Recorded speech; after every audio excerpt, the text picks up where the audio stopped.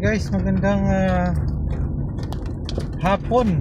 Ito, pasado alas 5 ronda tayo dito ng konti sa may proper ng Barangay Alapan 2A. Dahil umuulan dito ngayon. Ayan, medyo mababaw naman yung ilang-ilang river. At bugso yung ulan simula kaninang gabi, simula kagabi hanggang ngayon.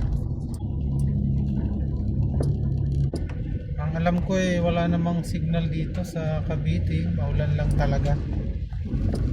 Nasa Visayas ang alam kong Bagyong Tino. Ganun pa man mag-ingat tayo mga kabarangay dahil baka mamaya biglang lumakas yung ulan. Ayan, medyo madilim pa rin yung kalangitan guys, pero mahina na yung ulan. Ayan, palabas na ako dito sa circle ng Lancaster, no? Ayan, dito na ako sa circle.